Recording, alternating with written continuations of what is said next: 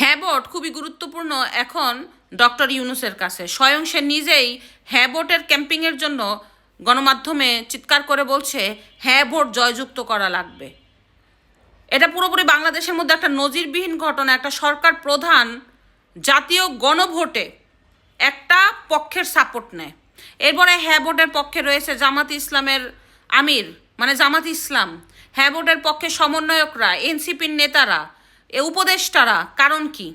এর কারণ হচ্ছে হ্যাঁ ভোট যদি না থাকে এদের অস্তিত্ব বিলীন হয়ে যাবে। এরা ১.৫ বছরে বাংলাদেশের যেই অকারেন্স ঘটাইছে, সন্ত্রাসী কর্মকাণ্ড চালাইছে, বাংলাদেশের অর্থনৈতিক সংকট গড়াইছে, বাংলাদেশকে ধ্বংসের দিকে নিয়ে গেছে, বাংলাদেশকে বিশ্বের কাছে অপমানের প্রতীক করছে, এদের অবস্থা শেষ হয়ে যাবে। এর জন্যই হ্যাঁ ভোটের দিকে তাদের নজর।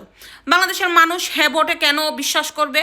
এই দীর্ঘ ১.৫ বছরে এই জামাত ইসলামের লোক ক্ষমতায়, ডক্টর ইউনূস ক্ষমতায়, এই যে এনসিপির নেতারা ক্ষমতায়, জুলাইয়ের যোদ্ধারা ক্ষমতায়, কি করেছে বাংলাদেশকে নিয়ে? বরং বাংলাদেশকে পুরো পৃথিবীর মধ্যে একটা জঙ্গি রাষ্ট্র করেছে।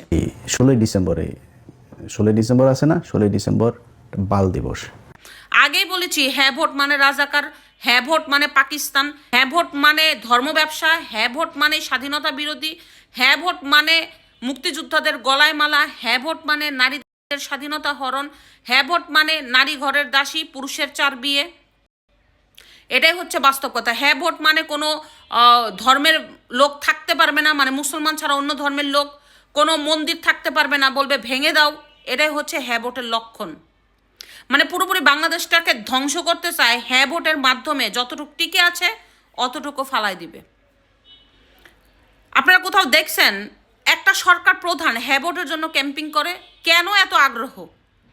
আগ্রহের কেন্দ্রবিন্দু একটাই, হ্যাঁ ভোট জয়যুক্ত না করতে পারলে ইউনূসের বৈধতা থাকবে না।